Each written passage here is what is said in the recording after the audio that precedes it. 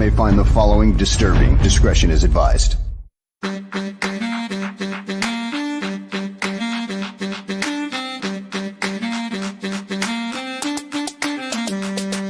The Bears. Because of the way they play the nickel corner here, and the nickel corner plays 88, 85% of the snaps. He's got to be like part linebacker.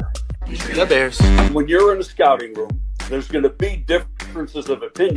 The Bears. Once coaches get involved, of course, they've got their own opinions about what fits best for what they want to do, and that could be drastically different than what the scouts say. Well, you're looking at traits, and number one, he tested very, very well. The Bears. One thing good about Kevin, he's been with 2 other organizations, as well as being the commissioner of the Big Ten. He's been around. The Bears. With Greg Olson, Jerry didn't want to get rid of him. I didn't want to get rid of him. Nobody wanted to get rid of him. One guy wanted to get rid of him, Mike Martz, because Mike Martz didn't know what the hell to do with him. We tried to talk Lovey out of hiring Mike Martz for a month and a half. He's playing zone, but number one, he doesn't get enough depth with the drop. But who the hell's giving? How many times does a 305, 310-pound defensive tackle drop into coverage, especially in a key situation? The Bears. Greg, why are teams wrong on quarterback evaluation so often? Number one, it's a hard position to evaluate. There's probably not as many real good quarterback evaluators as there needs to be. The Bears. The Bears. The Bears.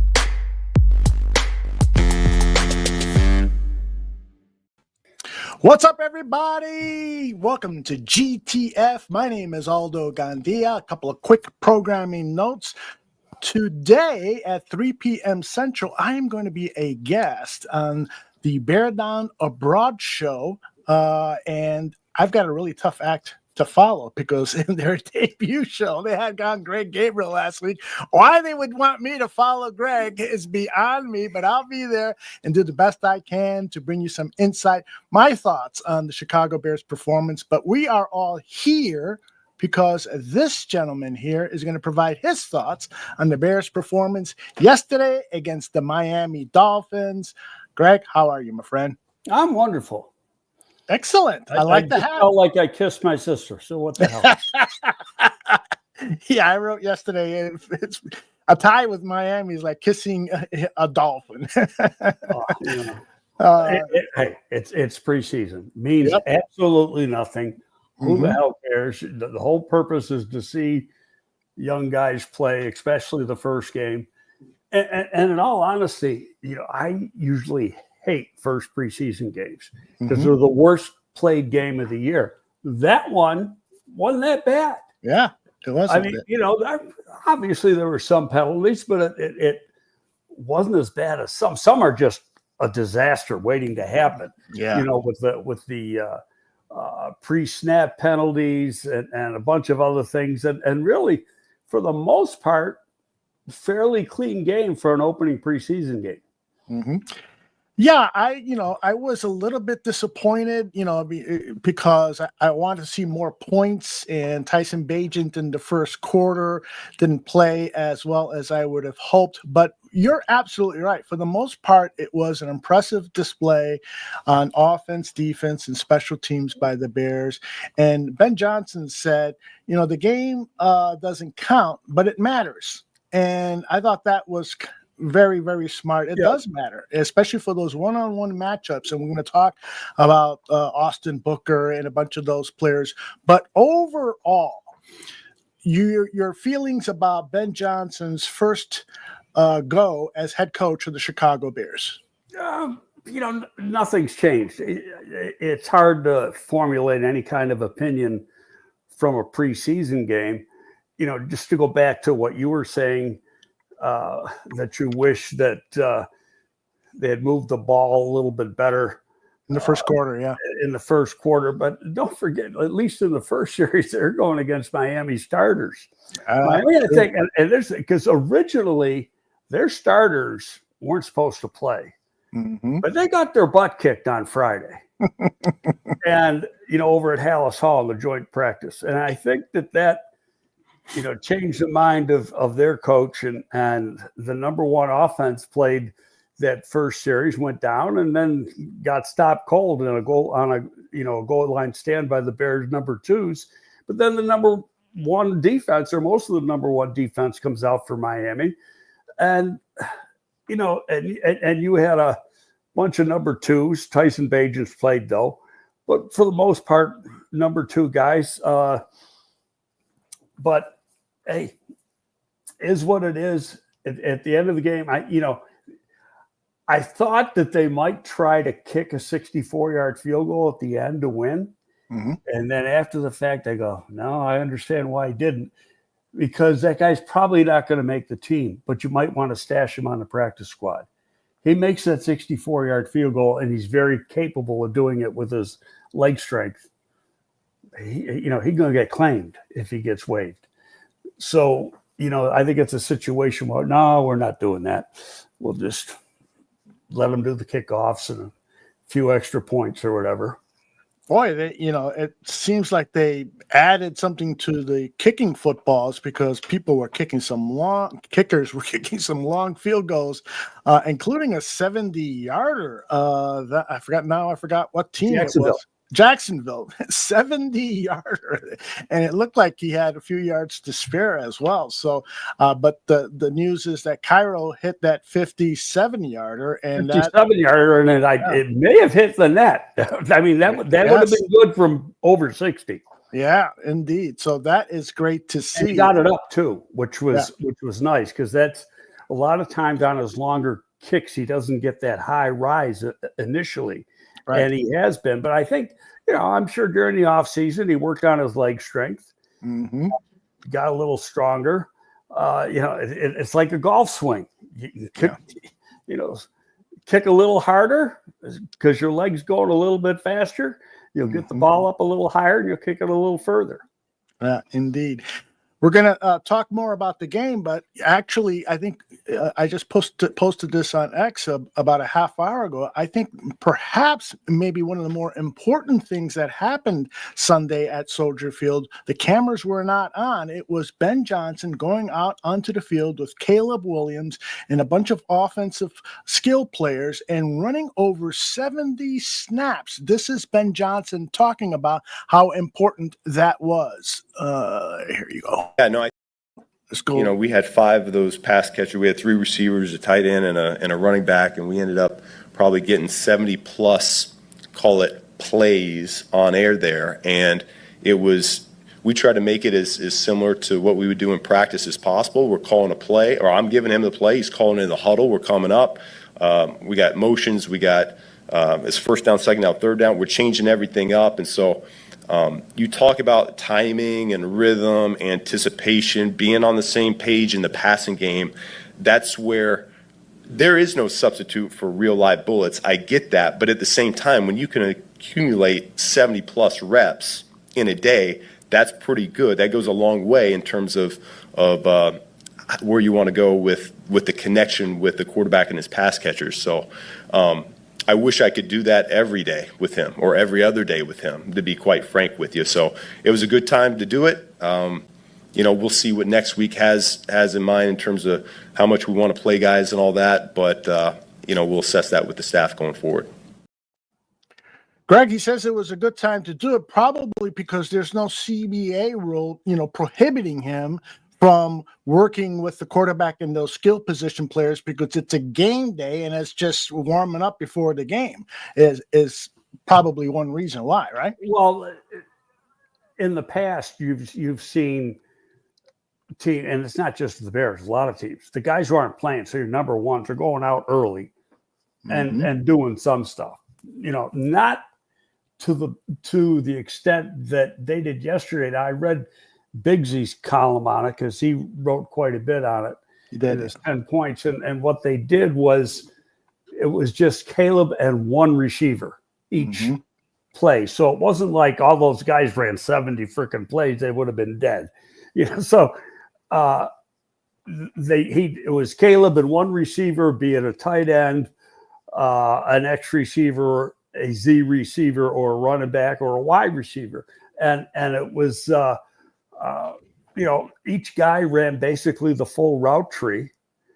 They're calling the play. He had to come up and make believe he might change the play and read the defense and everything else. So, I mean, it was good practice. And I get where Ben was coming from on that.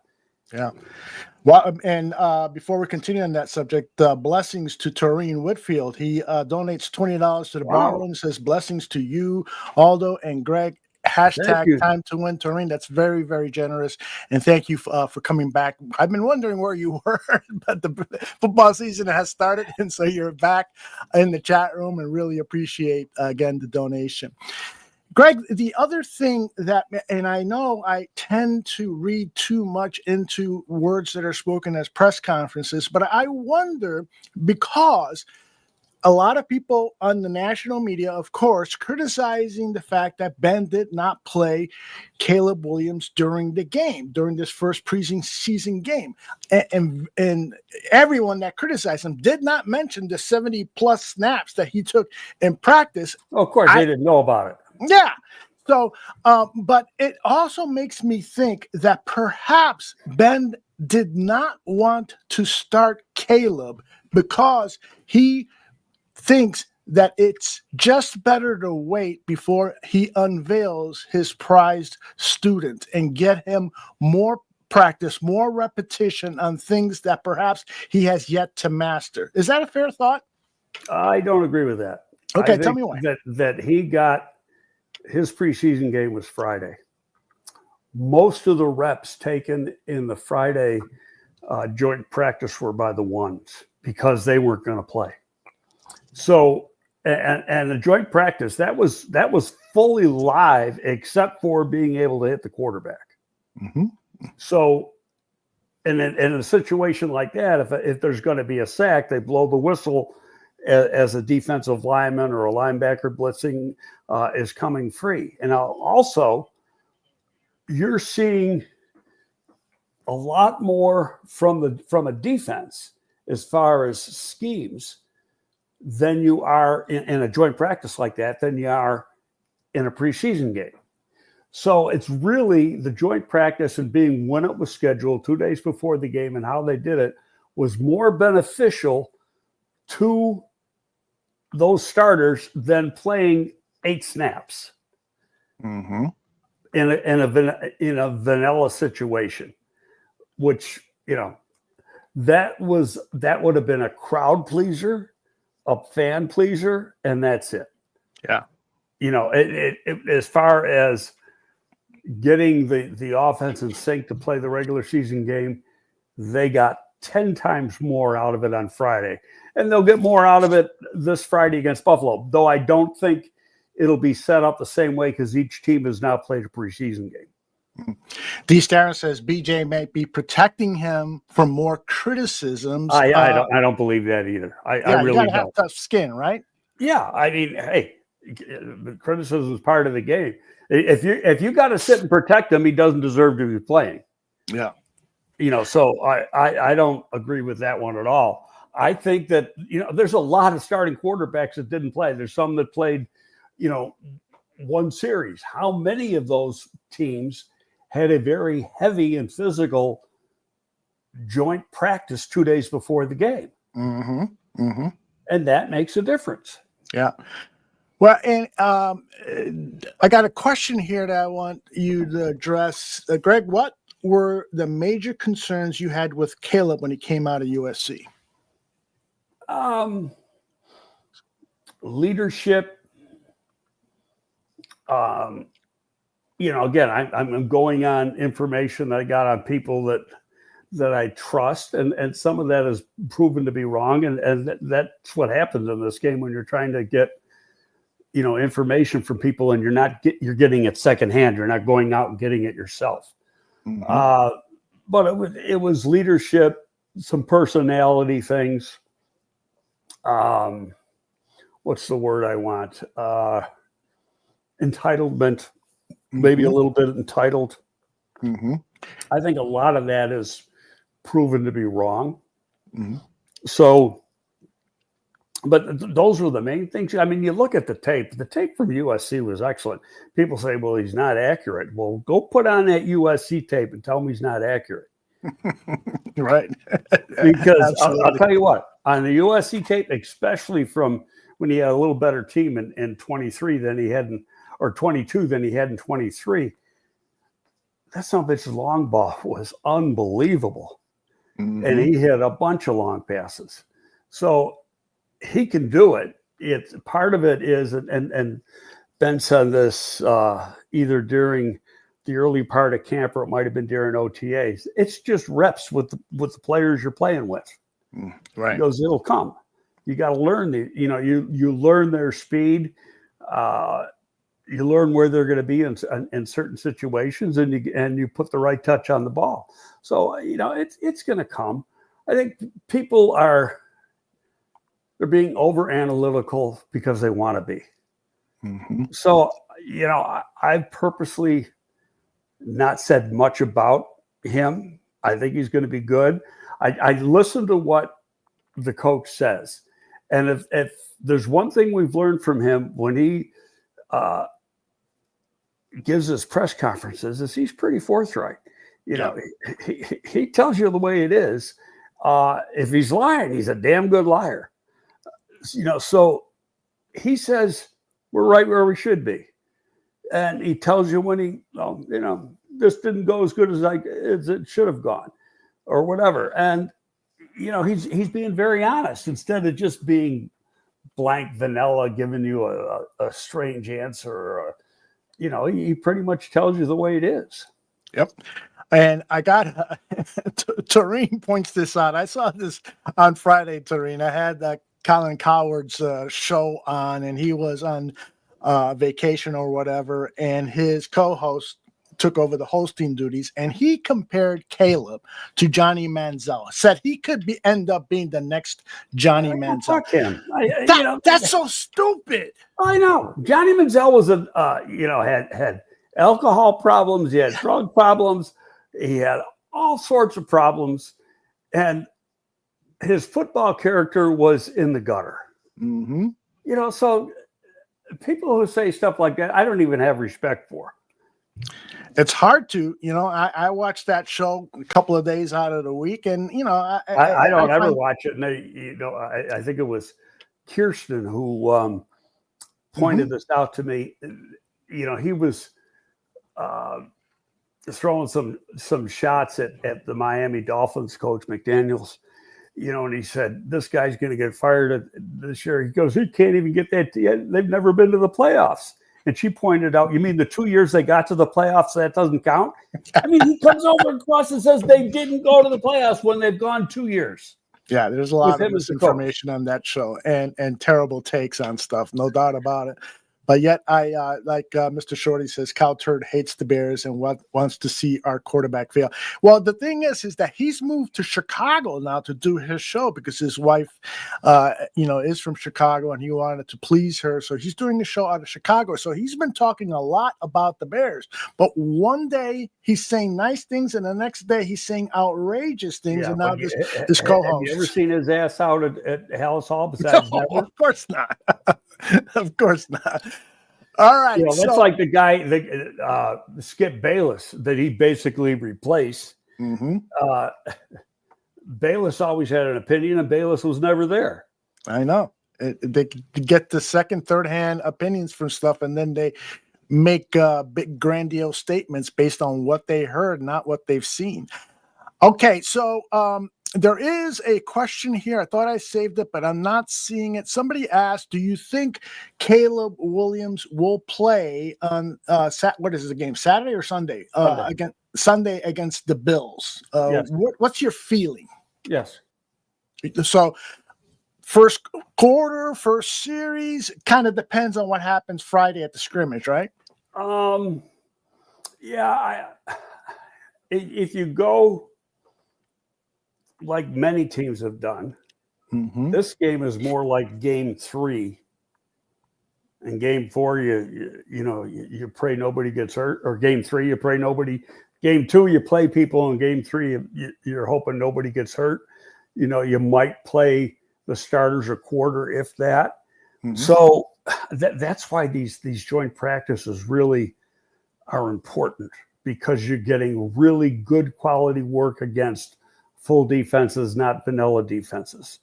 And the same thing for the defense. They're going against a full-fledged offense, not a vanilla offense. And it gets them better preparation for the regular season. But I believe, I don't know if he'll play a half, but he'll play into the second quarter. That's my gut feeling. What have you heard about Caleb's performance in that Friday scrimmage against Miami? The big headline news was how tough the Bears defense was, and Tua was rattled and throwing to spots where receivers were. But what about Caleb? What have you heard? From people I talked to, it was pretty good. He made some mistakes, and you expect him to make some mistakes. As Parcells used to say all the time, hey, those other guys are on scholarship too. So it's for this point in camp, there are going to be mistakes. And if people want a totally clean game, they're watching the wrong sport, because that just doesn't happen. You get better. The difference of play between preseason game 1 and preseason game 2 is usually huge. And it's because you've only been in camp for just over 2 weeks, and first time you've done hitting in a year. So there's going to be sloppiness, and there's new players in a whole new offense. This is he had.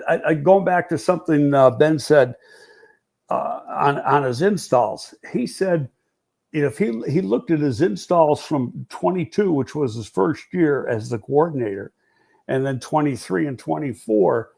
And he was, in his mind, he was installing things more similar to what he was doing last year in Detroit than 22 in Detroit. Yep. So he was throwing a lot at these guys. Right. And now that everything's installed, now you start cutting back. You start working on the things that you're going to be using each particular week and perfect those plays. Yeah, I just to be on the record, I am a little bit concerned that he may have thrown too much at this team, but we'll see how things what transpires in the near future. You know what? I was expecting a comedy of errors yesterday. Yeah. And it wasn't all that bad. Yeah, you're right. Okay. And these are guys you've got. Tyson Bates, now you and I were there. You said every time they go to a team period, he was getting 3 reps. Mm-hmm. And then the third string quarterback was getting 1 rep. Reed wasn't getting any reps, at least the day we were there. Yeah. And that's basically the way they do it. The backups get 2 or 3 reps. And that's it. And where Caleb gets the bulk of the work, and that's the same with any team. Yet they came into a game, and it wasn't all that bad as far as execution. It wasn't perfect, but it wasn't all that bad. Yeah. All right, let's dig into what transpired yesterday against the Miami Dolphins. And, of course, we have to start at the offensive line, and in particular, the left tackle position. But first, general question here from Drew. He says, Greg, although I actually think the reason they didn't play the starters is because they want the left tackle position solidified before they put the first team offense out there. I don't agree with that either. How come? But I think this was all by design, what I said. Those guys got a lot of snaps on Friday in live, and actually a lot more snaps than they would have got yesterday. Okay. I'll tell you what, Braxton was not very good. He got beat for a sack and then almost gave up a sack on Bajan's touchdown pass. Got beat again. I think this is the play you're talking about. All right. His pass blocking. That's just an outside in move, and he just didn't move with it. Yeah. He started leaning towards the left, and then the defensive end. He started to lean, thinking the guy's going to go to the outside. He's got him in the game. No, come right back across his face and, put on the pressure, and it was a strike 1.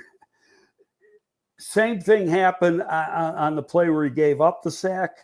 Mhm. Except that one was really to the outside.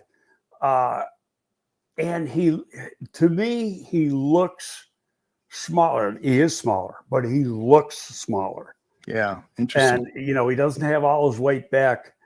I think Trapillo looked pretty good. Here's the concern. How bad is Amagaji hurt? And it's like there's left tackles getting hurt all over the league. Yeah. So there's trades Rams just available. lost Slater, or Chargers just lost Slater. Yeah. There's the Rams, their tackle might miss the first couple games. Yeah. Dallas lost their left tackle. Then they signed a couple guys, but none of them are really left tackles. They might have to move a guard out to tackle. But anyway, there's trades to be made, but you can't, and until you know what Amagaji is, you can't do it. Now, in saying that, one of the surprise players in that game for me yesterday, because I rewatched just him last night. Okay. Theo Benedict. He played pretty darn good. Yeah. And he played both sides. Played right tackle and left. He didn't get as many reps on the left side, but he played both. And the guy's a keeper. Looks like it. Yeah. He's a rising candidate for more and more snaps. There's no doubt about it. He's playing pretty well. The Canadian Eagle, as Sports Chicago Style reminds us of his nickname. I want to get back to Braxton for just one moment, because in Brad Bigg's 10 comments column, he says he thinks Braxton Jones is going to win the starting spot just because of his experience. And he had this quote from Braxton when Braxton was asked, how do you think you did out there? Braxton said, honestly, it was pretty good. Knowing what I went through last year with the injury and everything, just blessed, honestly, to get an opportunity to be out there on the field again and play again.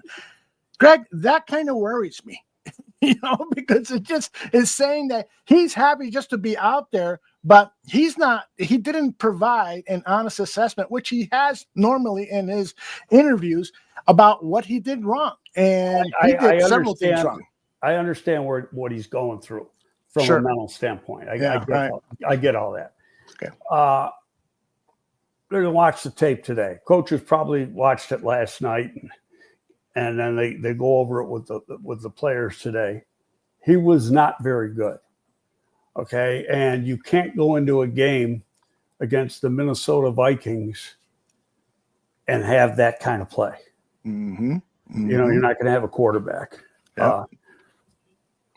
Trapillo was more steady. And I get where Brad's coming from. He's thinking about the experience. And I get the experience. Physically, Braxton's not what he was. He's not back to where he was. Okay. And it's and you know how much of a fan I was of Braxton. But it's like, we talked about it with another player too. It's like he seemed to hit a wall. He's gone as far as he's going to go. Yeah. And he might not get any better. The other thing I was looking at, and they said in the offseason they wanted to correct it. Mm-hmm. He hasn't corrected it. He didn't bend in his knees in pass pro. Yeah. And that's why he gets pushed back. He's too upright. And so then somebody gets into his chest and you could drive him back. Yep. Okay, so J2K, who is a big-time student of the game, disagrees about your evaluation on Ozzie. He says he struggled in space. He got beat badly on the outside on his second snap, missed his block on Wheeler's screen, struggled versus counters, and got off balance easily. I was not impressed with Ozzie. So when you went and looked at the game again, I didn't watch him a second. I didn't watch him a second time. I was just going to ask that. But I did pay attention to him, and during the game, mm-hmm. and there was a time he got beat to the outside. He didn't get beat as bad as Braxton, not in my opinion. Yeah, interesting. Okay, he's going to have some errors. That's what first preseason. Don't forget, this is his first snaps as a pro. Right. This is Braxton's fourth year. Mm-hmm. Okay, so. And you look at the physical traits and you just say, the guy, he's got more going for him right now than Braxton does. And I'm not trying to crap all over Braxton. I'm just trying to be honest. Yeah. No, I agree that in the first preseason game, in general, from what you're saying, in general, it's very, very difficult to make a hardcore evaluation on the snaps we saw from yesterday's game, because for a lot of these players, it was their first time. Secondly, it's just too early in the process. Yes, they've gone through a lot of camp drills and scrimmages and all that stuff, but it's just way too early. And so Ozzie, and I'm sure J2K will agree with this, Ozzie will probably improve and combat for this job against Braxton Jones. I totally see that. That's going to be one of the big things I'll be watching at camp this week, is that left tackle position. How Braxton, how is he favoring Buffalo that got ankle? a strong defensive line now. Yes, and that's They got some pass rushers. Yes. So Bear Truth on 9 both says, sides. They got Ozzie some guy named Bosa. Oh, Playing yeah, the I right remember defensive him. end. Even the name is scary, Bosa. Bear Truth 9 says Ozzie doesn't look natural at left tackle yet. So you can see it's not muscle memory. He has issues getting low still because his coordination. I watched Ozzie in practice when we were there, and right. He looked absolutely fine to me. Mm-hmm. People are making an assumption on a few snaps in a game. Mm-hmm. I'm not. I'm not all that worried. Yeah, I totally agree with you. It's based on what we saw yesterday. We're just getting a clue, a nugget of information in the whole evaluation scheme. Now, other members of the offensive line that caught your attention. One guy that caught my attention was Ryan Bates. I thought he had a pretty good game, and It looks to me like he's going to secure a spot on this roster. What do you think? I thought he played really well. Showed no signs of that arthritic shoulder, at least to date. He hasn't missed any practice yet, as far as I know. Right. It seems as if, at least for game situations, they've taken Newman out of the center equation and playing him strictly guard, which he played last year at Michigan State, and they'll probably work him in practice. And that leads me to believe that Ryan Bates will be the backup center guard. Newman could be the other guard. We loved Murray last year and a little he played, but he got hurt last year. Now he's hurt again. When's he coming back? It's the same thing with Amagaji. Guys who needed play time. Amagaji's going to be on the squad because he was a third-round draft choice. Unless he's hurt significantly, and I don't think that's the case, because Ben said last week he's close. Not quite ready, but he's close. I'm anxious to see if he's out there tomorrow when they practice, or whenever they're going to have a day off. It's either going to be tomorrow or Wednesday. So I thought Newman played pretty good. Then I guess he got a concussion. And I thought Benedict played good. I haven't watched all the other guys all that closely to have a strong opinion. Yeah. But, you got to figure they're going to keep 9 offensive linemen. That's the usual number. So who are the 9 going to be? And I think as we get into, don't forget, the final final cutdowns 2 weeks from tomorrow. Yeah. After the third preseason game, right? Somebody asked if are the cutdowns before the third preseason game. I go, no, that 2 weeks from tomorrow. That would be a tough thing to do, cutting down a lot of players for that third preseason game. But they'll start. When's the game on Friday? I think the final preseason game. And Kansas City. They got a short week because they're playing Sunday. Might be on Saturday, but they'll start cutting guys the day after that game, because you got to cut so many players. Mm-hmm. Yep, and indeed. So you'll start some, and I wouldn't be a bit surprised. They brought some running backs in. It said they're going to sign the one guy. What's his name? Britton something. I don't know his name. Played at Duke, and he was help us out, chat. Anyway, I want to move on to the tight end position, Greg, because I'm a little bit worried about Durham Smythe. Not because he dropped that pass over the middle that he should have caught. The ball hits your hands, you should catch it. But when you and I were at practice, I saw him miss a couple of blocks, and he might not be, at this point of his career, 9 years into his career, I think it is, he may not be the same player he was with Miami. Are you at all concerned about the third tight end in the depth chart? In all honesty, I haven't paid really close attention to him. I didn't even look at him for as much as one play when we were there. What he does in practice obviously is important. He's not there to catch passes. He's there to block when they go to three tight ends or a in tight two tight end situation, because Loveland, that's not going to be Loveland's strong suit. Mm-hmm. So is it a fair assessment? I mean, you might be right. I don't know. We'll find out. Yeah. Somebody just asked about Zay Frazier. At this point, since he hasn't attended any preseason work. So there's a personal issue. Nobody knows what it is, and it's nobody's. You go back to that guard who was awful used to say, I mean, his mom died. Mm-hmm. And Nate Davis, yes. Yeah, so who knows what happened with Frazier, but he hadn't even been there. Right. So he could end up on a situation like that, I think calls for, you can put him on NFI. Yeah. Could be non-football injury, non-football illness, something like that. So, yeah. But you can't count on him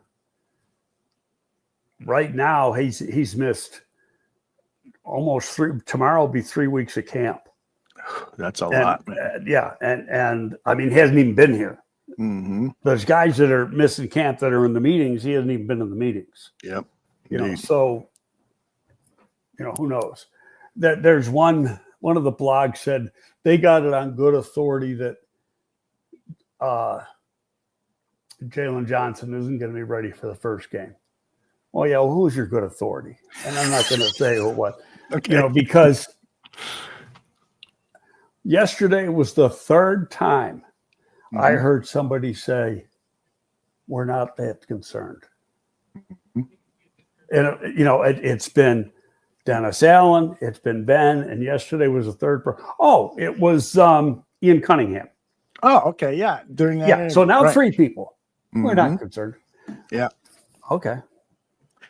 All right. I want to ask you, and J2K has brought it up before I asked you, the wide receiver, Ja'Day Walker. I was impressed with his play. That's my guy, back when they signed him.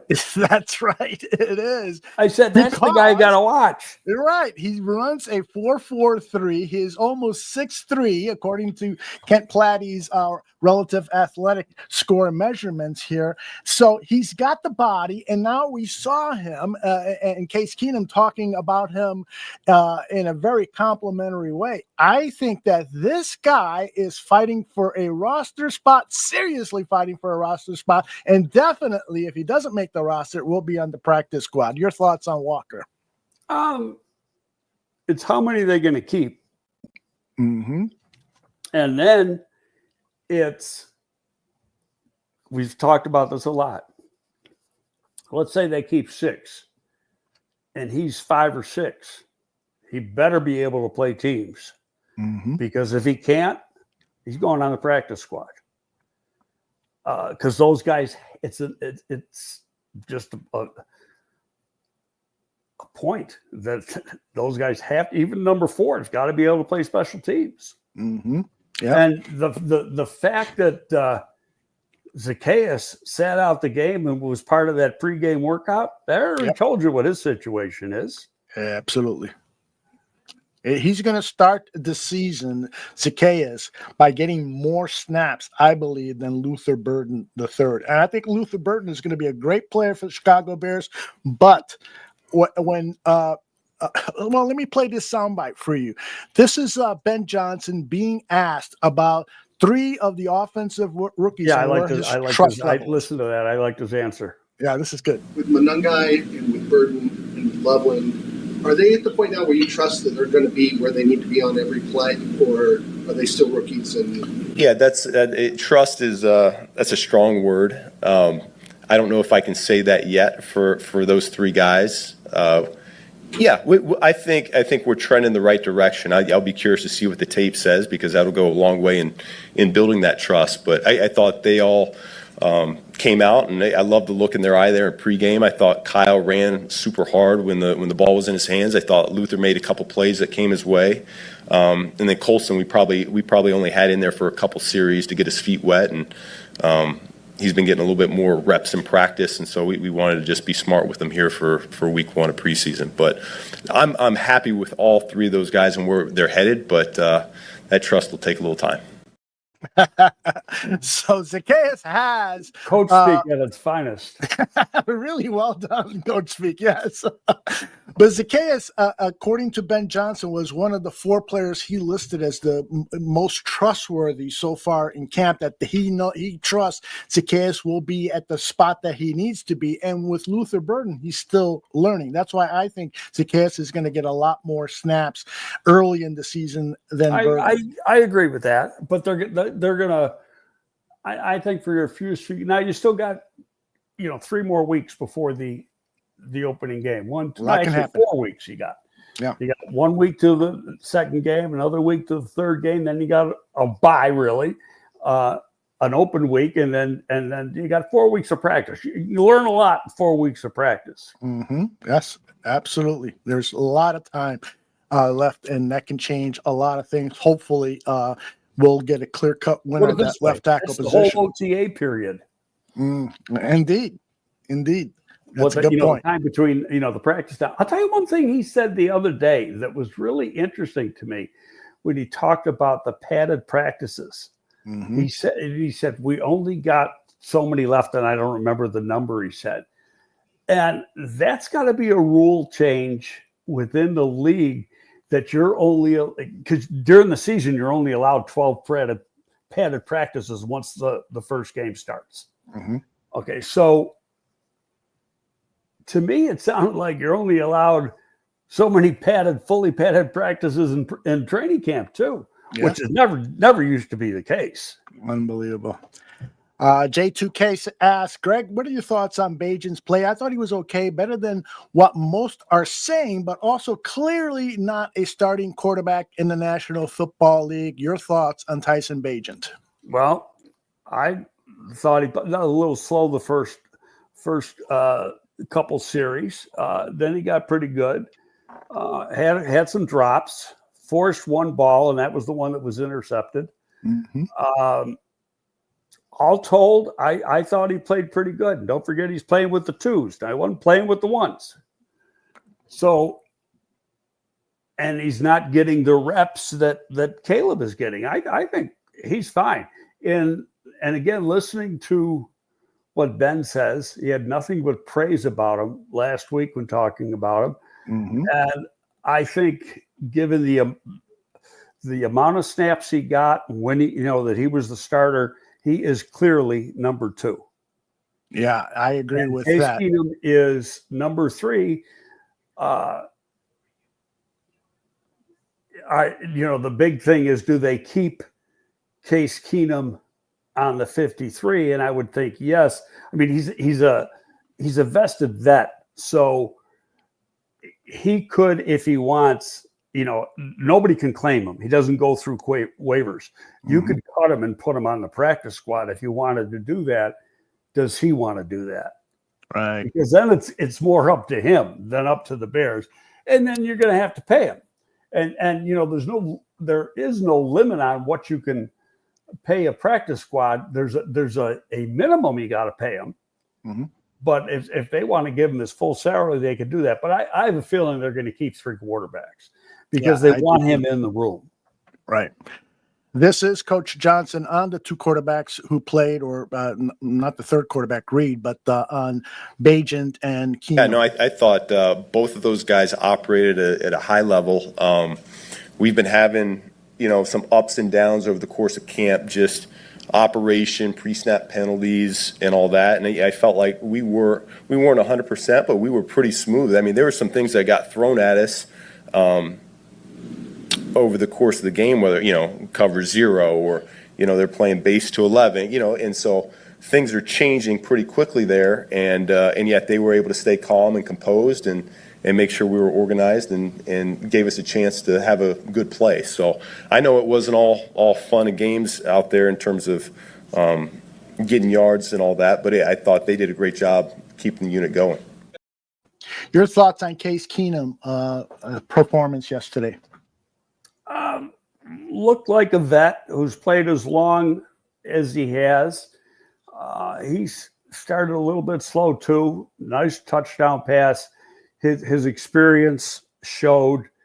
He just, what he lacks is the mobility and the arm talent. Mm-hmm.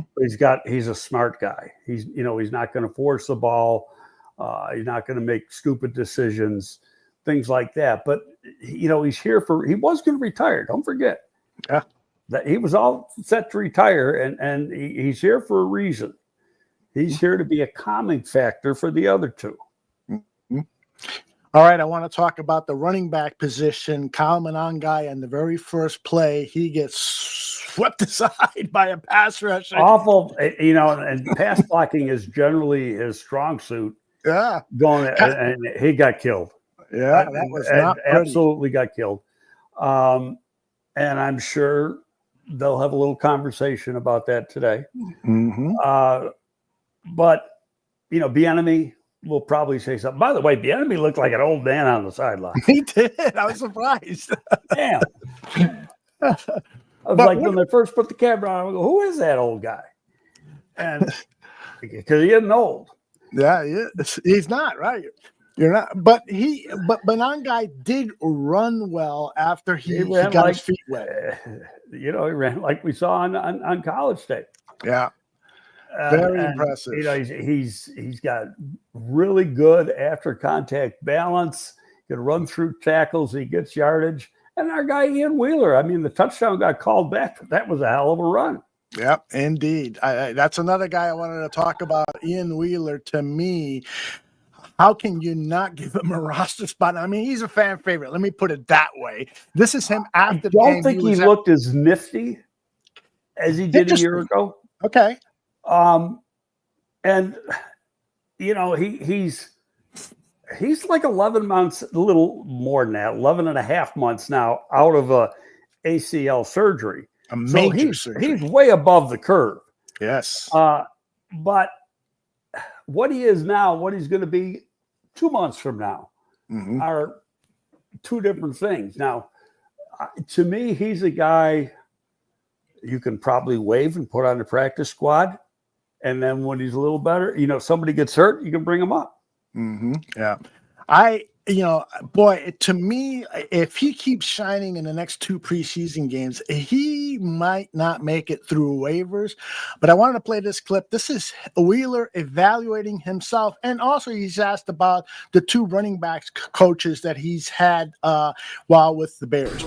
Towards the end, I need to be better in pass protection. I need to keep the quarterback up. Running the ball, that's going to be what that is.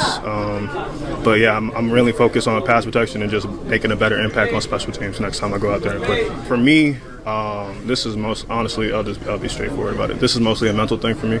Like, I think I'm pretty talented when it comes to playing ball. I just have to get out of my own way. So they both have been really encouraging when it comes to playing fast and knowing that I have the ability to be able to just play. So just trusting myself and putting myself in the best position to succeed. That's what EB and Chad have both done for me. Greg, what do you think he meant when he says, I got to get out of my own way? Thinking too much? Go back to Top Gun Maverick in the movie, and Tom Cruise says to the other guy, he goes, don't think, react. and that's basically what he's talking about. Don't think. You think about it, it slows you down. Absolutely. A fraction of a second could cause a sack or whatever. Absolutely. And I also love, as Sports Chicago style mentions, the fact that he brought up special teams. He knows he's in a battle with Travis Homer. If he can play special teams at a level that Travis Homer can, which is a very high level, he's one of the best special teams players out there, then he could steal Homer's roster spot. Isn't that right? There's no question, but he's got to be equal. Yeah. It's got to be equal. Absolutely. Because really, he could have more talent than Homer as a pure runner. Mm-hmm. But Homer gives you more on teams. Homer gets the edge because of where they sit on the depth chart. Okay. Swifty is in the chat. He wants you to answer the question about Amen Agba. Man, I'm not even going to try. Getting reps at the edge position. The linebacker, Amen Agba-Minga. Honestly, I don't have an opinion, Swifty. I got to go back and look, on that, because I watched. What I was doing is last night I watched, but I just watched the offense, not the defense. Yeah. Sort of then I'd fast forward to get to the next offensive series. And in fairness, I didn't even realize he played on the edge. Yeah, I didn't either. I thought I saw one play where he was up by the line of scrimmage, but I didn't realize that he was at the DE position. And thank you, Swifty. It's Agba-Minga. I still screwed it up. I am. Yeah, frankly, I mean, if they think Booker's small, then he's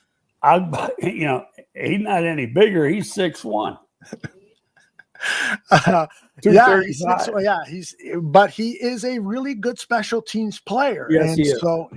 So, all right. The big topic, of course, is the play of Austin Booker. This guy looked really good yesterday with 3 sacks. This is what the head coach said about Booker.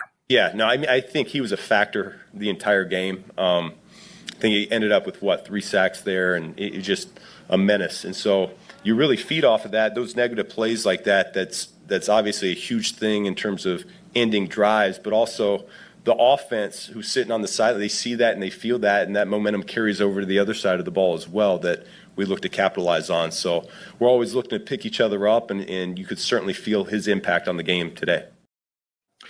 Greg, Dennis Allen earlier, or last week, the middle of last week, he was asked about Austin Booker, and he says, yeah, he's been playing well in practice, but, there's still some things about size and girth, that a little bit of inconsistency, too. Yes, he did. So what are your thoughts about Booker? I took that as I'm watching your ass. I love it. That's the way I took it when he said it. And he went out of his way to say it. Mm-hmm. And he played. I know you're going to say, yeah, but he went against Jermaine Ifedi. I don't care if he went against me. The plays he made, the first one was really against the tight end. Like a loop stunt to the inside, and the tight end was picking him up, and he just blew past, ran over the tight end and got the sack. Mm-hmm. The second one was against Ifedi, where he did the inside spin, which was a nice move, and he left Ifedi flat-footed. The third one, though, I don't know if you got the beginning of that, ran right over his guy. I mean, just pushes him like a bull rush into the chest, knocks his ass over, and then gets the strip sack.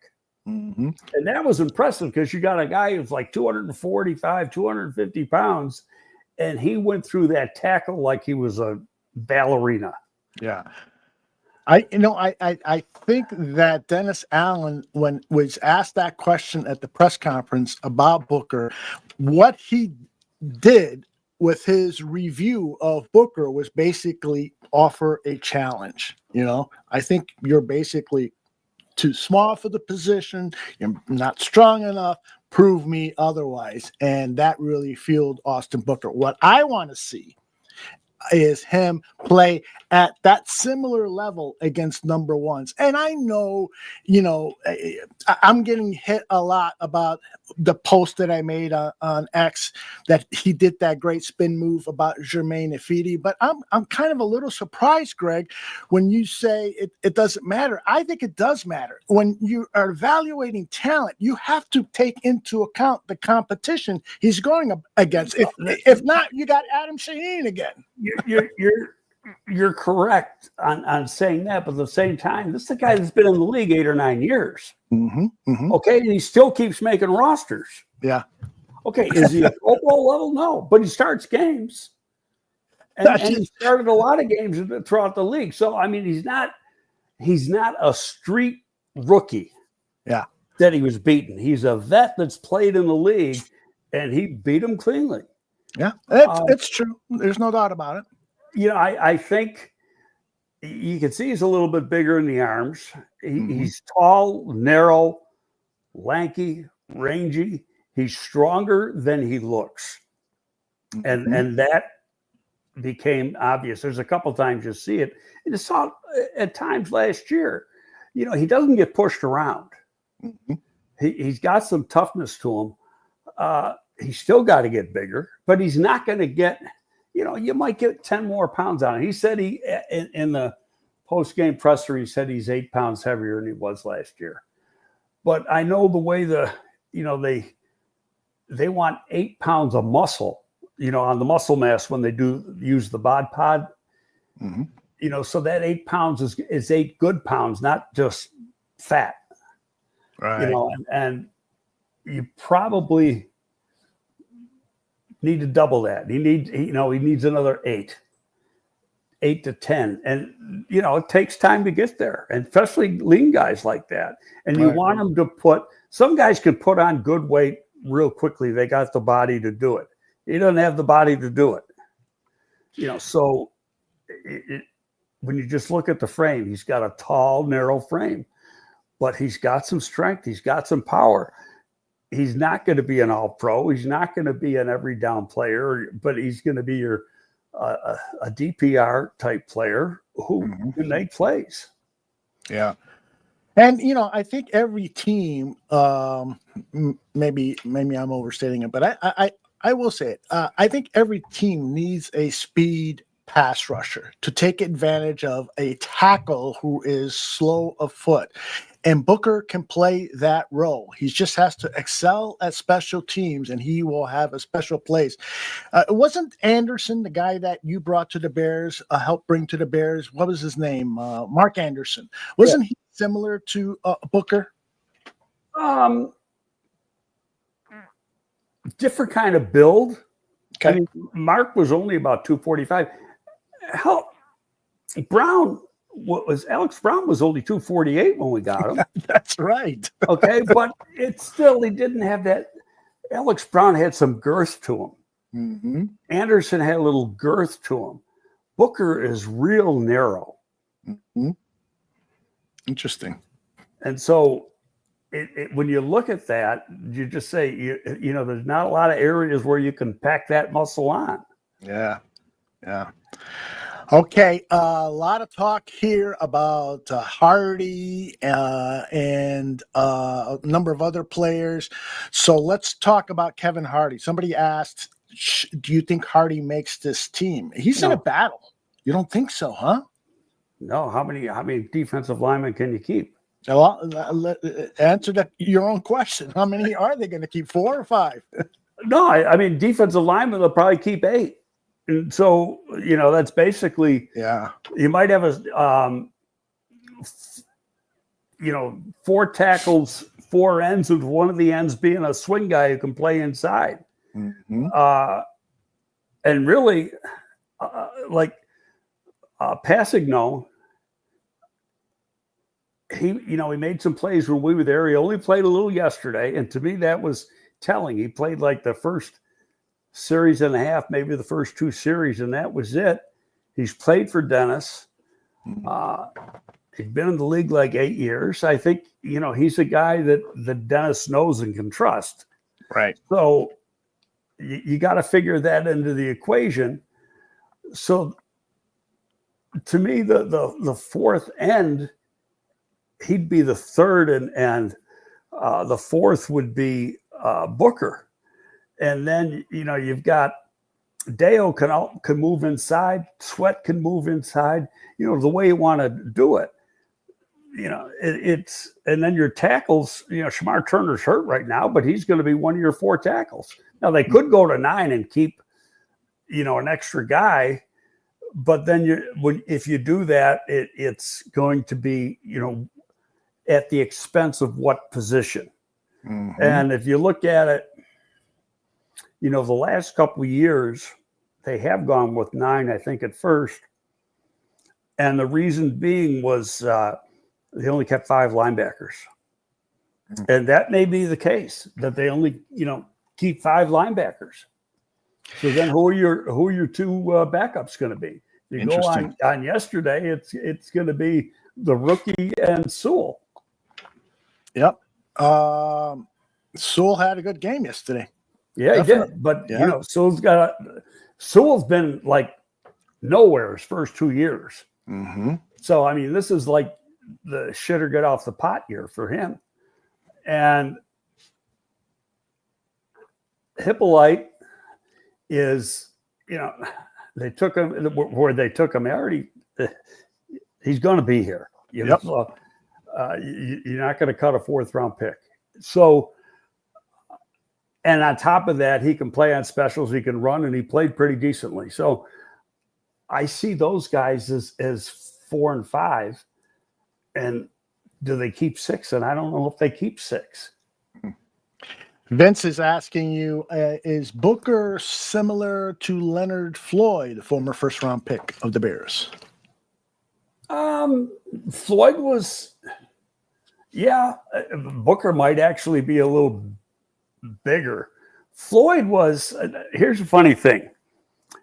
You go back to the combine when Floyd was coming out. He played during the year at Georgia at between 225 and 230. So people thought when he gets to the combine, he's going to be low 230s max. And he comes in and he's 242, and everybody's like, what the hell? Not 2 weeks later, he has his pro day at Georgia.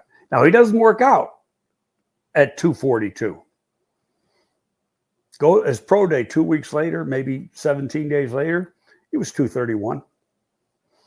Because that's what his weight was. This guy had probably drank 1.5 gallons of water before he stepped on the scale. And that's one of the reasons, because of stuff like that now they don't weigh and measure them until the day they run. Mm-hmm. They switch it. They used to do it the day, you got there on Tuesday, say, and Wednesday morning, the first thing you did Wednesday morning was you took your drug test and then you got weighed and measured. Now weigh and measured the day you're leaving. Yeah. Interesting.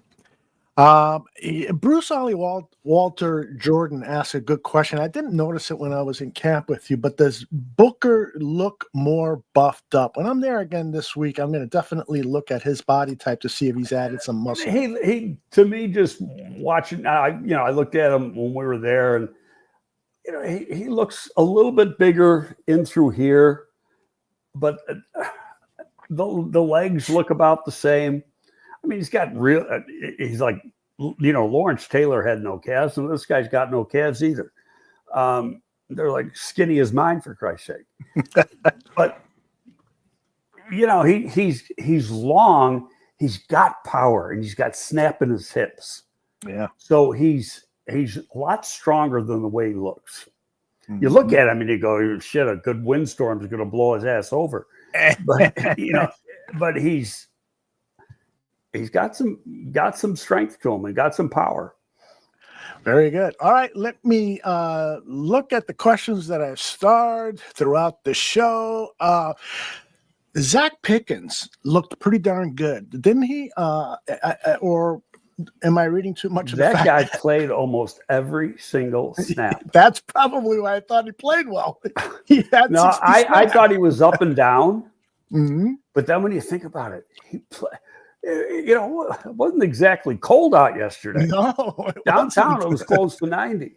Yeah, and and humid.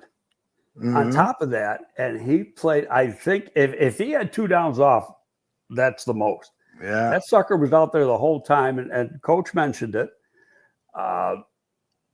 And overall, I think he needed to do what he did. Like Williams didn't play. Williams played the first few series, Mm-hmm. and then Williams went out. Mm-hmm. Came in a little bit after that, but then Pickens started the game, and Pickens ended the game too. He was out there like the whole time because they have guys hurt, and Right. and your 3 top tackles didn't even suit up, and then number 4, Turner's hurt. Yeah. Well, in upcoming shows, we're really going to dive into, roster battles. I always think after the first preseason game, it's way too early to be talking about certain roster position battles. But nonetheless, I lost my train of thought. We will definitely cover it intensely over the next couple of shows. A lot of questions. I'll say this: there's going to be surprises like there always is. Yeah. And there's some really tough battles going on. For instance, people are asking about your assessment on Dominique Robinson. I think I agree with J2K. He could potentially have a breakout year. I'm still not sold. Really? He had a sack. He plays the run good. Put it this way. Probably, but I mentioned passing known. Booker, I think, is a given. So now, if you got 4 edges, okay, D-Rob could be the guy instead of passing known. I think that's your battle. Okay. That's going to be a great battle. I can't wait to see some more practices this week. I hope to get out there at least once, but maybe 2. Your thoughts on Ruben Hippolyte? I like Hippolyte, and he's going to be, it's going to be a learn year for him. He's only going to play during the regular season if he has to play, and mostly special teams. And he's, with his speed and stuff, he's built for that. So, no, I like him. Samo was impressed with the play of Noah Sewell, and I was too, but I think he is not going to make this team just simply because of the competition and his size. Your thoughts? Well, we already mentioned it once. He's got to be able to play on teams. Yeah. That's because he did nothing his first 2 years. Yeah. Nothing at all. There's some injury issues for sure. By the way, you mentioned teams. What was your assessment of special teams play? A lot of people in the chat are not very good. Not happy. No, the kickoff coverage was poor. Yeah. What the hell is and I'm not even going to say average. It was poor. So that's got to be. And a lot of times, you're throwing guys in there just to see if they can do it, and that could be the difference maker between making the squad and not making the squad. And some guys might have, thought that there might be maybes going in. And then the way they performed and once you look at the tape, the way they performed on the kickoff team was, no, we're not going to be able to count on this guy. And that's what the tape is for. But I think that part of the game was piss poor. The rest, that was fine. But the kickoff coverage was poor, just awful. And people, they want to just tie that into all special teams. But you had the rest. You had, you made a field goal, you made the extra points. They could have tried a long field goal at the end. They chose not to. They could have kicked the field goal in another situation. He chose not to. So, that part is what it is. Sometimes in a regular season game, you might take the 3 and instead of, going for the 7, depending on what the game situation is. Right. But again, this game means nothing. So you go for it. I was a little disappointed with Ben Johnson at the end of the game. He had 3 timeouts and he just had Reed continually toss the ball. It's almost like he said, I've seen enough. I don't have to play to win. I'm not going to divulge how I'm going to use the clock at the end of a game. Let's just put it all on Reed, and hopefully he can, get the ball close enough for winning field goal. In fairness, Aldo, I don't think he needed to call a timeout. When they had the ball, they kept stopping the clock on their own. That's true, but when the Bears had the ball for that last, what was it? They only had it for 6 seconds. Was that it? Really? Yeah, I mean, not maybe a little longer than that. Maybe they didn't have it for a long period of time. Mm-hmm. So I don't think it really made a difference. That you had incomplete passes and stuff. So it's like you didn't get into a situation where the clock was still running and you needed to stop it. Mm-hmm. At least that's my recall. I'd have to go back and look at the end. Yeah, I don't know. I'll have to look at that too. Swift says he thinks there was about 26 seconds. That seems about right to me. Well, yeah, right. But in fact, they ended up giving 6 seconds or 5 seconds to Miami. Mm-hmm. That's where I'm getting the thing, and because they were stopping the clock on their own. Yeah, I get it. Bruce Ollie Walter Jordan says, I like that Ben was pissed after a bad offensive play. He's just been so impressive on the sideline and so forth. But yeah, he's going to have to, manufacture some points, and we'll see that, or at least his attempt to do that more as the games become more and more serious. Did you see Bagent's presser after? Yeah. Okay, so they asked Bagent about, when they kicked the field goal at the end of the half. Mm-hmm. Or no, it wasn't kick the field goal. It was another one where they were going to go for it. And, he said, well, Ben said we're going for it. But I can't say what he really said. Exactly. Yeah, he gets fired up, and I love to see that in our sideline. We haven't had a coach that gets as fired up like that on our Chicago Bears sidelines in a while. Dante wants to know about the battle between Walker and Richardson.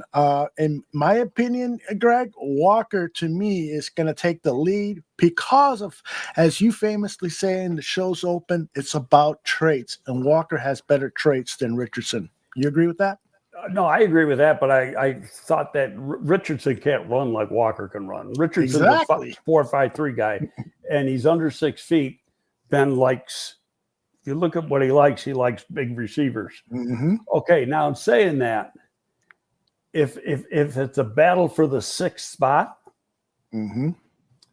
who's the better special teams player? Because that's the guy who's going to make the team, and the other guy's going to be on the practice squad. Indeed. And I can't answer that right now because you really got to sit down and watch special teams play, and you literally got to go back and forth 11 times, and look at each guy and see who does what. Yeah. And did they even play on specials? Yeah.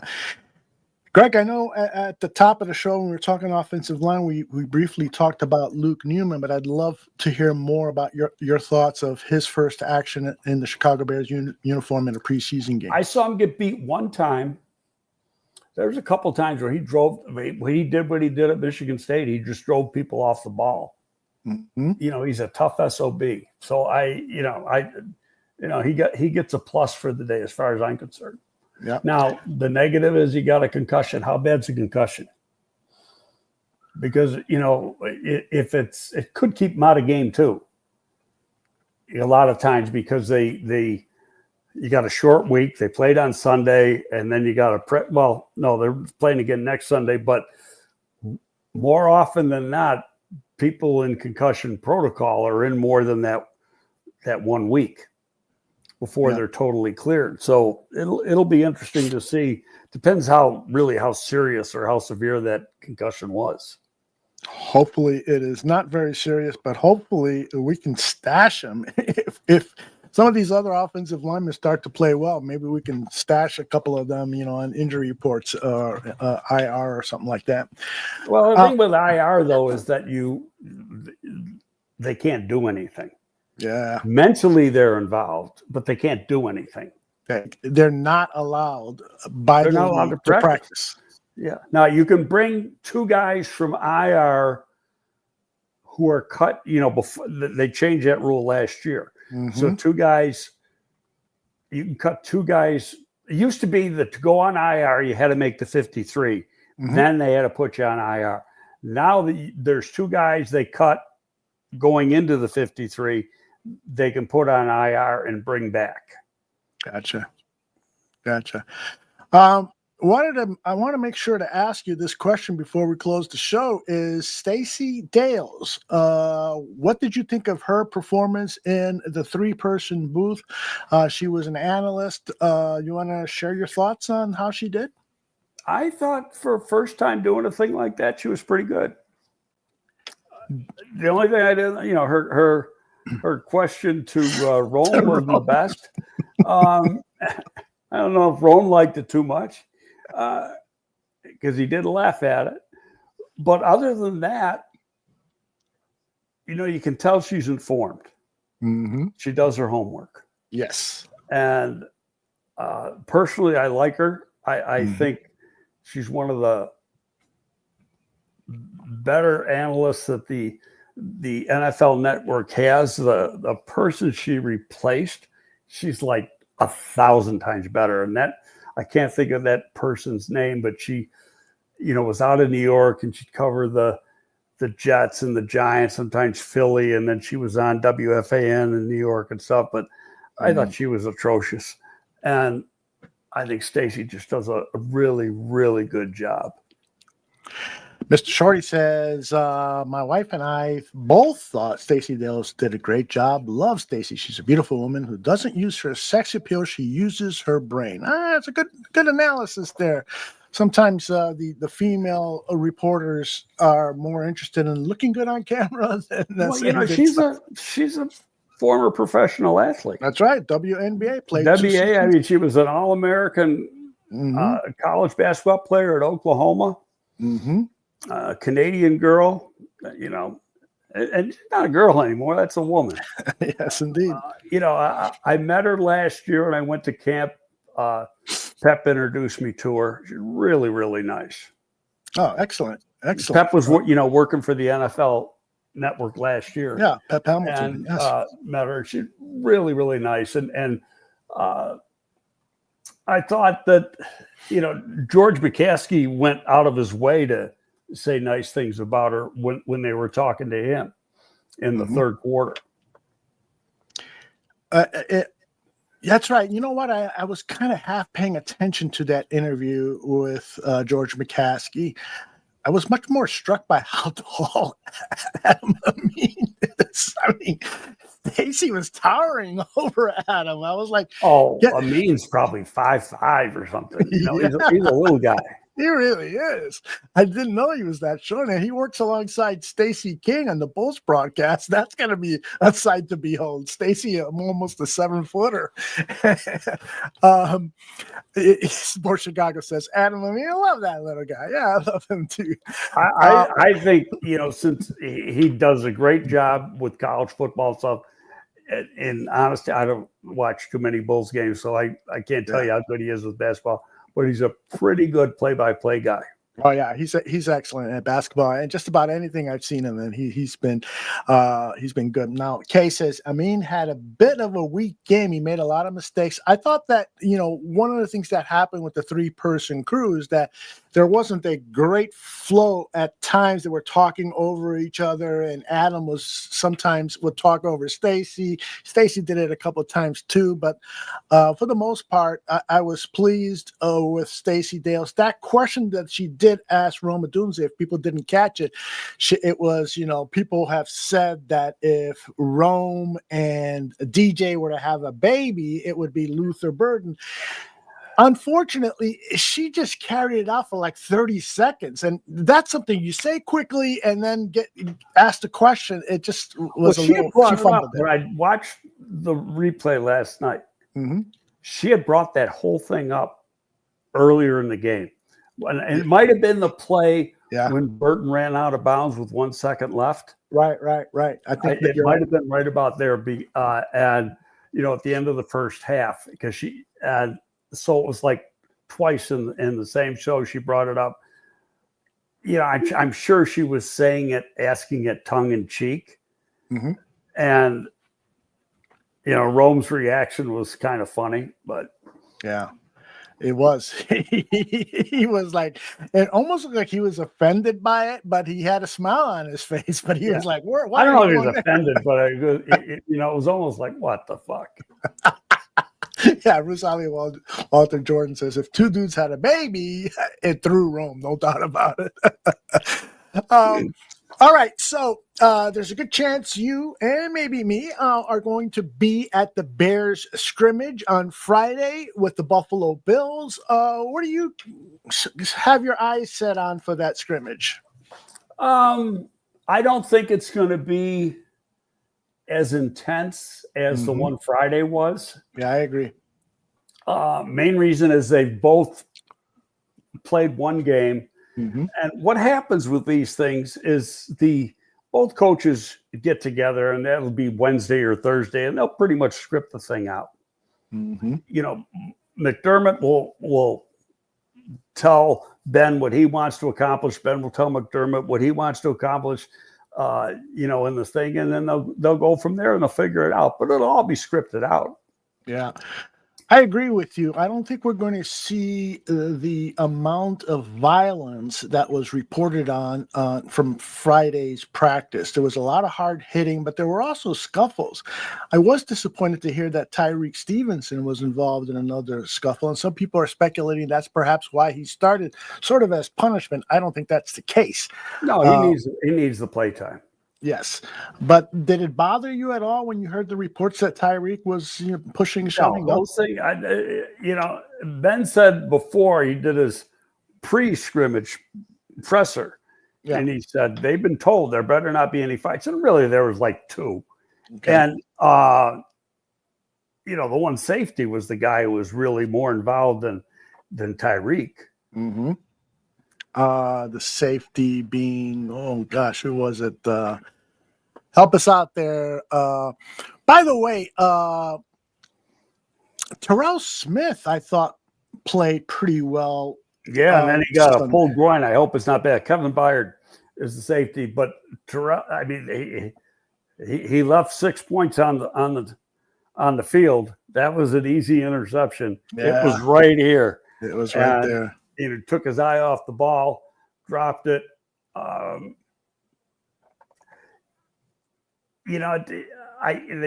Ben said he has a groin.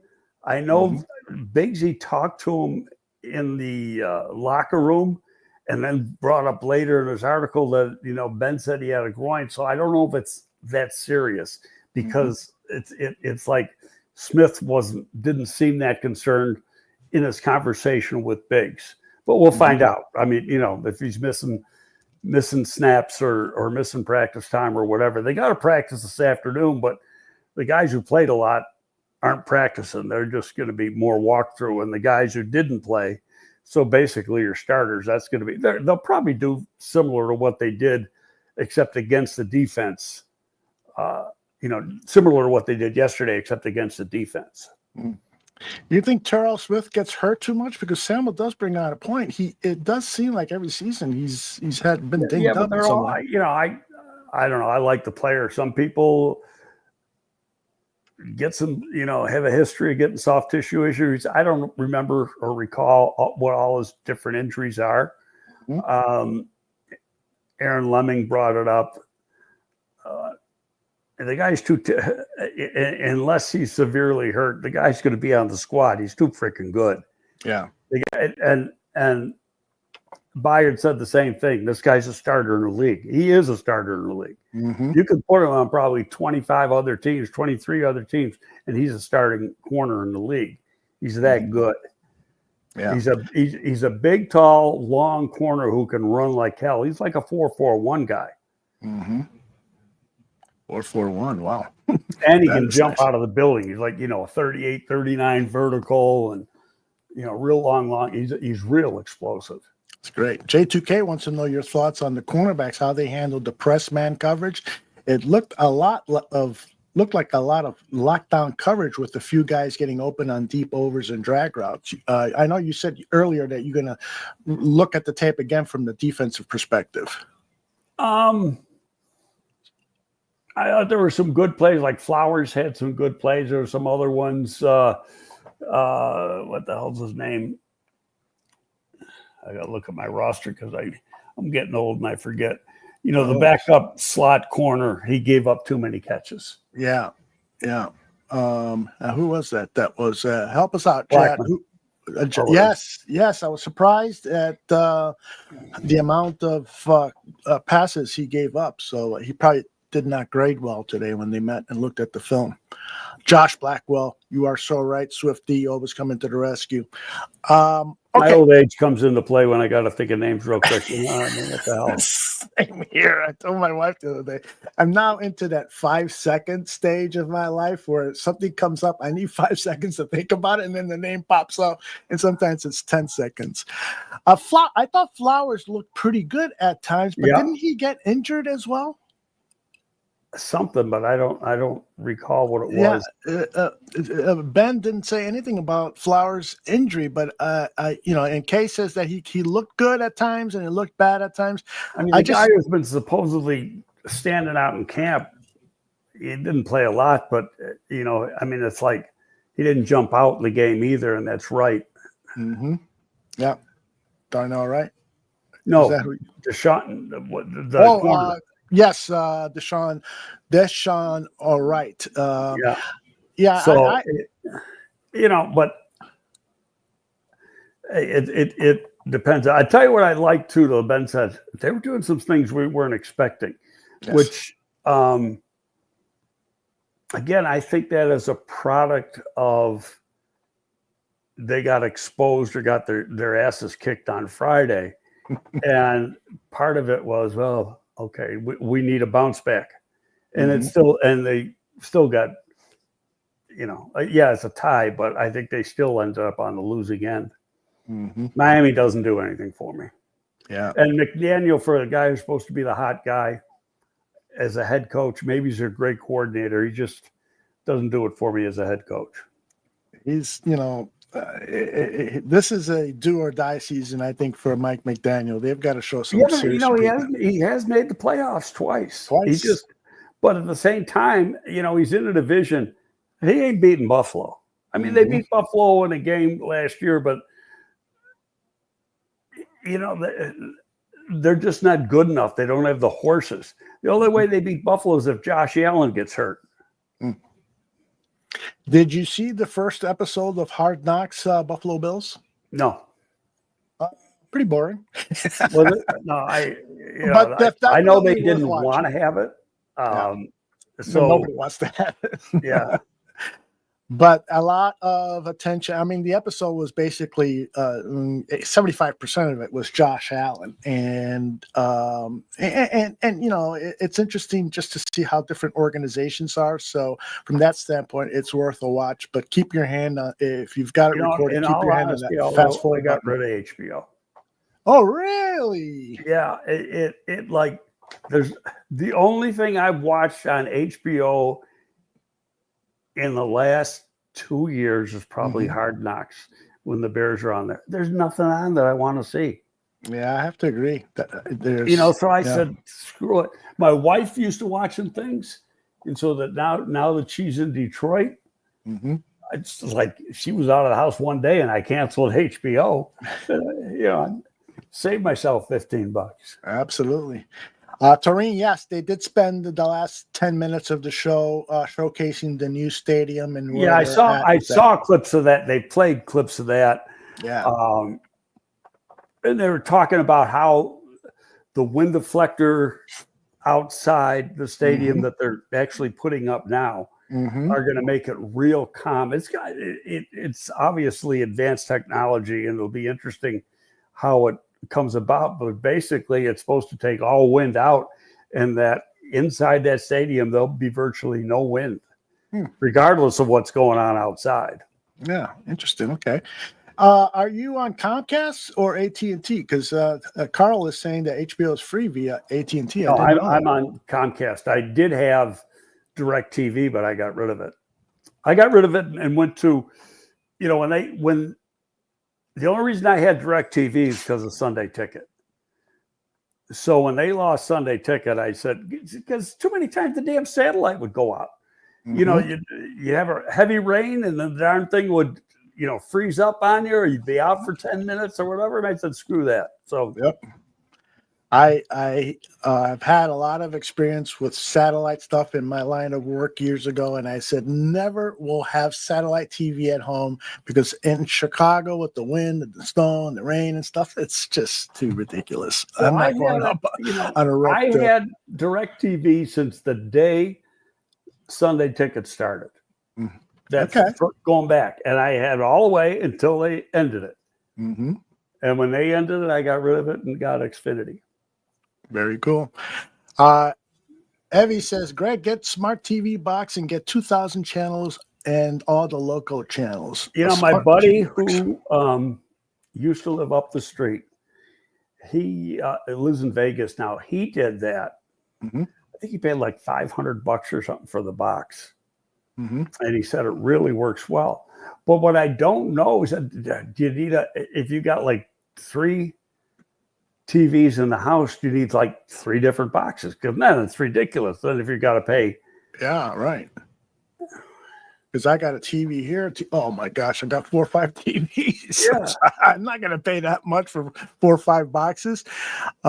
She paid $134 for her box. So that's not bad if you're going to go for 4 or 5 boxes. But I don't want to pay that much. I'm just stuck in my old-fashioned ways.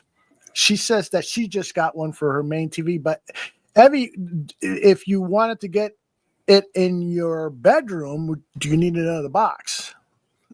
Thank you, Homer. That's the question.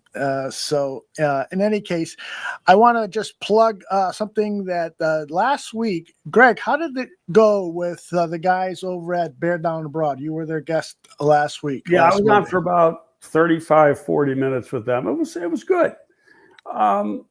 Any tips for me? I'm going to be on at 3 No, o'clock. I mean, there's a little bit of a delay. Okay. But, I mean, nothing that really jumps out. It was good. I mean, it's the same guys from the original Irish Bears network, except for Kieran. And I was a guest on Kieran's show about a month ago, and I hope to be again. But yeah, Bear Down Abroad, they're just starting their new channel. So head over there on if you're on YouTube and subscribe to their channel. And they're good guys. Tony Daly and the other guy are they're really good guys, and they're big, huge Bear fans. Mm-hmm, absolutely. And as the British Bear Show tomorrow on Bears Country Productions YouTube channel is also a must watch. And then on Wednesday, Greg, I've got Mason West, who is a clinical director, physical therapist over at Ignite Physical Therapy. So we're going to talk about some of the Bears injuries. He's going to be a guest for about 30 minutes. And then on our Wednesday night show, also Fitz Magic, who reviews Chicago restaurants, is going to be our guest and do regular contributions on food and tailgating foods and so forth. That'll make me hungry. Yeah, man, I should invite him on here. He can give you some tips as to how to, but you don't need tips on how to tailgate and cook stuff on your, what is it that you got that you spend 6 hours doing your that's when I smoke something. Whew, man, and if I smoke a brisket, it's 10 to 12 hours. Oh, I don't have the patience. No, for that. That's how to do it right. That's what you got to do, because you got to slow cook it. Mm-hmm. And then you got to wrap it. But it's you want to eat a brisket for dinner? Yeah, I got to get my ass up at 3 a.m. to start cooking it. Can you take naps during the day?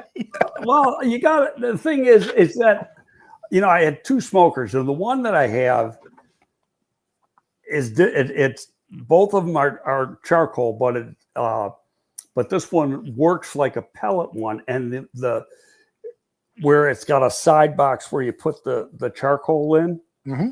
and the charcoal drops in. The same thing with you put the wood chunks in there, and that's where you get the smoke. But there is a little fan that's maybe about this big. Mm-hmm. Okay, and that's what keeps things going. Okay, and keeps that hot in that box. And over time, I think I had this like 4 years, and when you use it as a regular grill, it really flames up. Well, the wires got burned. So you got to replace. Right now, the motor doesn't work. Yeah. A new motor costs $29. Big deal, right? It's doing the damn wiring. I don't have a freaking clue on that. Geez. And so I got to think, because that thing works better because, you know, you could set it at temperature 230, 235, 225, or whatever, shut it, and then forget about it. You know, you just go out and look at it every once in a while. But when I use the Weber Smoky Mountain thing, I got to be watching that because the temperature can vary. It's not digitized, so I got to keep watching it to make sure, because you got to open the vents and stuff if it gets too hot or too cold. You know, you got to adjust things. So I wish the other one was working, but it's broken. I might just have to go buy another one. But then, you know, that would piss off my wife, because this other thing, it's not that old, and I'd have to throw it out. Either that or find somebody who can fix a motor. There you go. I can't do it. I don't have the aptitude to do that. I got two left hands when it comes to that shit. I admit it. I spent 20 minutes building my grandson's new bicycle. We bought him a little bike and spent 20 minutes trying to build it together. And my wife did it, took over and finished it in 5 minutes. Yeah. When my wife moved to Detroit, got an apartment in Detroit, and we're putting stuff together that she ordered. One was a bed. And so you had to put the bed frame together, which normally sounds pretty simple, right? Yeah, right. Well, okay. The frame came from China, and it had an attached thing. And so it took me, I'm going to say, over 3 hours to put the whole thing together. And I said, this is how those bastards get back at us, because you can't understand the directions. There's no words. It's pictures. Exactly. Yes. Can't you at least give me a sentence to help? Because this picture doesn't make any sense. It was freaking. And so, I mean, more than a few choice words went out that day.